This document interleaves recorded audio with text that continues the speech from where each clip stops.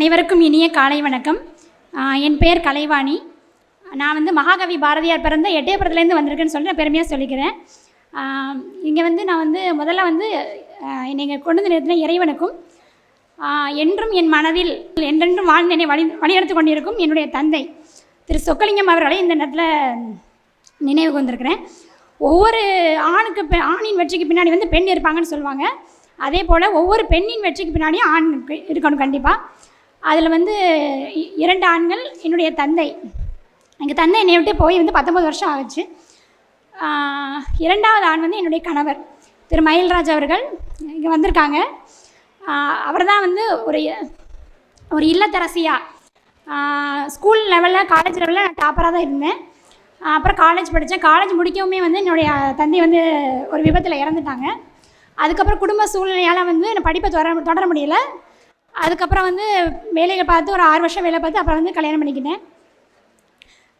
இந்த மாதிரி எத்தனையோ கனவுகளோட படித்து திருமண வாழ்க்கையில் தன்னுடைய சுயத்தை இழந்து குடும்பத்துக்காக அர்ப்பணித்திருக்கிற ஒவ்வொரு இல்லத்தரசி சார்பாக நான் பேச நினச்சி ரொம்ப பெருமைப்படுறேன். கல்யாணம் முடிஞ்சு 10 வருஷம் ஆச்சு. 2 குழந்தைங்க. பையன் 7th படிக்கிறான், பொண்ணு 5th படிக்கிறா. திருமணமான முன்னாடி பெஸ்ட்டு மோட்டிவேட்டர்னால் நான் எங்கள் அப்பாவை சொல்லுவேன். எங்கள் அப்பா எப்போவுமே மோட்டிவேட் பண்ணிக்கிட்டே இருப்பாங்க. சின்ன பிள்ளையிலேருந்து மோட்டிவேட் பண்ணிகிட்டே இருப்பாங்க. எங்கள் அப்பாட்டேருந்து நான் கற்றுக்கிட்டது துணிச்சல்.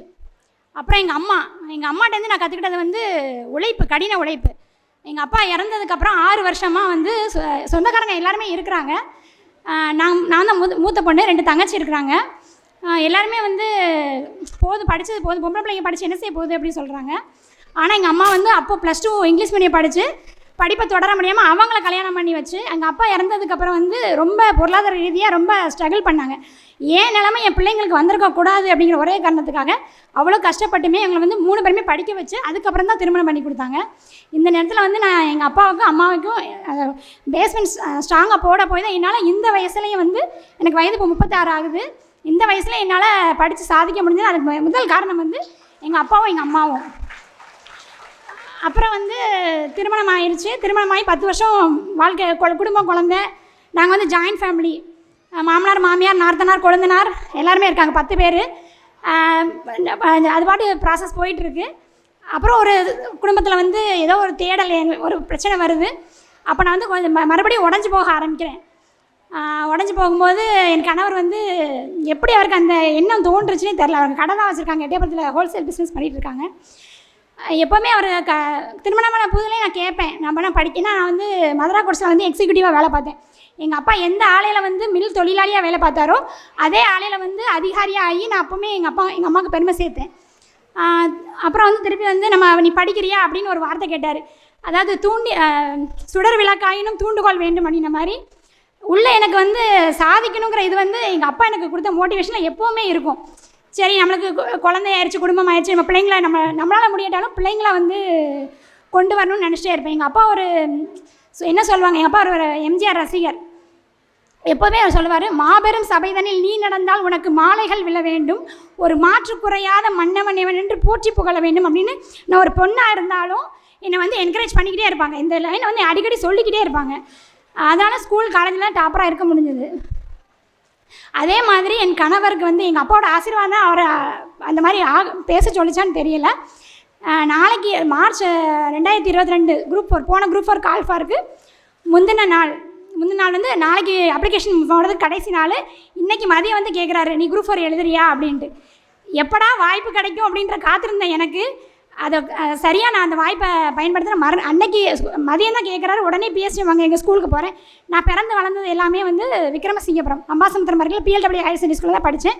அன்றைக்கி உடனே போய் பிஎஸ்டி வாங்கி மறுநாளே அப்ளை பண்ணிவிட்டு மறுநாளே இங்கே சுரேஷ் அகாடமியில் ஜாயின் பண்ணேன். அன்றைக்கி ஜாயின் பண்ணுறதுக்கு என் கணவரை நான் கூப்பிட்டு வந்தேன். இன்றைக்கி நான் வெற்றி விழாவுக்கு அவரை கூட்டிகிட்டு வந்திருக்கேன் அப்படின்னு நினைக்கும்போது ரொம்ப பெருமையாக இருக்குது. அப்புறம் வெறும் 70 நாள் தான் எனக்கு அந்த டைமில் இருந்தது. காலையில் கிளாஸ் அட்டன் பண்ணணும். 9 மணி பேட்ச் கிளாஸ் அட்டன் பண்ணுவேன். மதியம் டெஸ்ட் பேட்ச் போடுவேன். காலையில் 4 மணிக்கு எழுந்திரிச்சேன்னா நைட்டு 11 மணி வரைக்கும் என்னுடைய படிப்பு. என் குழந்தைங்கள கூட நான் அந்த டைமில் என் குழந்தைங்கள ரொம்ப கஷ்டப்படுத்திருக்கேன். அதெல்லாம் எப்படியாவது நம்மளுக்கு ஒரு வாய்ப்பு கொடுத்துருக்காங்க. அவர் அவர் மேலே நம்பிக்கை வச்சதை விட பல மடங்கு என் மேலே நம்பிக்கை வச்சார். எப்போவுமே டெஸ்ட் ரிசல்ட் வரும்போதெல்லாம் நான் அவருக்கு அனுப்புவேன். நம்ம பார்த்துக்கலாம், நம்ம ஜெயிச்சிடலாம். ரொம்ப மோட்டிவேட் பண்ணிக்கிட்டே இருப்பார். நான் கூட அந்த வெற்றியை சந்தோஷப்பட்டிருப்பானு தெரியாது, அவர் அவ்வளவு சந்தோஷப்படுவார். அவரை என்னுடைய 2வது தந்தையாக தான் நான் அவரை பார்க்கேன். ஒவ்வொரு பெண்ணுக்குமே வந்து இதை மாதிரி ஒரு கணவர் கிடச்சா கண்டிப்பாக ஜெயிக்க முடியும். அதுக்கப்புறம் இன்னும் என் குடும்பத்தோட எல்லாருமே வந்து அவங்கவுங்களுக்கு தகுந்த உழைப்பு கொடுத்தாங்க. எனக்கு முதல்ல வந்து ஆரம்பத்தில் வந்து உடல் பிரச்சனை வரும்போது எதுக்கு படிச்சுக்கிட்டு பிள்ளைங்களை பார்த்தா போதும் அப்படிங்கிற மாதிரி எல்லாருக்கும் சூழ்நிலை இருந்தது. அப்படி யாரெல்லாம் டிமோட்டிவேட் பண்ணும்போது எனக்கு உள்ள வைராக்கியம் வரும். இல்லை நமக்கு நம்மளாம் முடியும், கண்டிப்பாக படிக்கணும் அப்படின்னு போக போக வந்து எல்லாருமே சப்போர்ட் பண்ண ஆரம்பிச்சிட்டாங்க. என்னுடைய வெற்றிக்கு முதல் காரணம் என் கணவர்.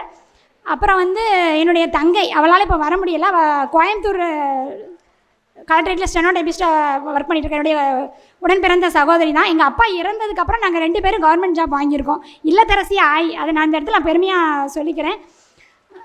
அவளும் மோட்டிவேட் பண்ணிக்கிட்டே இருப்பாள். நான் சில நேரம்லாம் என்னால் முடியாது அப்படின்னு சொல்லும்போது, இல்லை உன்னால் முடியும், கண்டிப்பாக படி அப்படின்னு சொல்லுவாள்.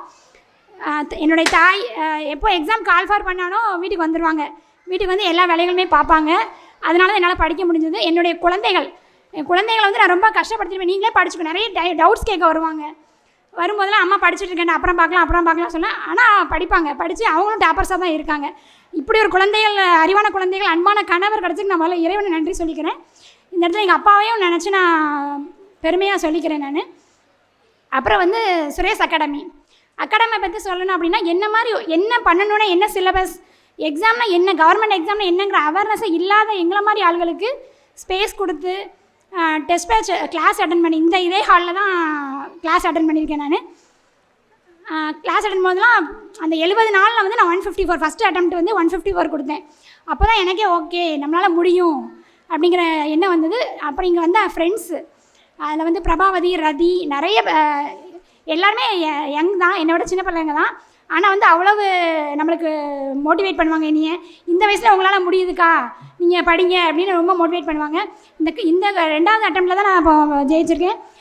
174 வாங்கி செகண்ட் டே கவுன்சிலிங்கே ரூரல் எடுத்துருக்கிறேன் நான்.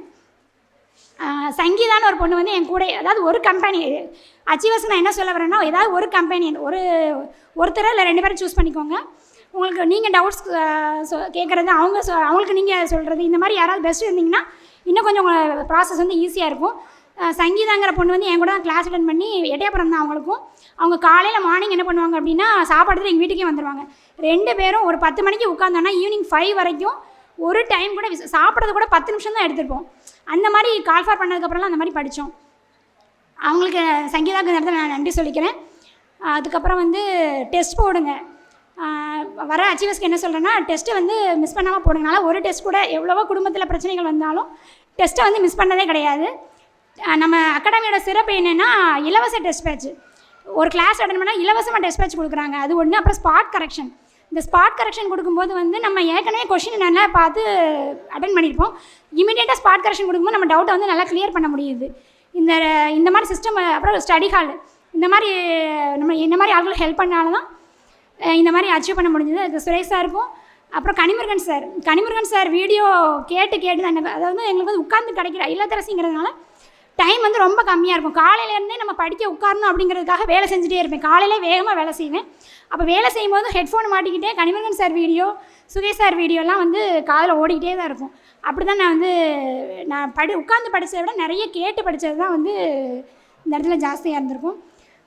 என்னுடைய வெற்றி காரணமாக இருந்த குடும்பம், சுரேஷ் அகாடமி, என்னுடைய நண்பர்கள், அவ்வளோ பேருக்கும் இந்த தருணத்தில் நன்றி கூற விரும்புகிறேன். ரொம்ப நன்றி. அனைவருக்கும் வணக்கம்.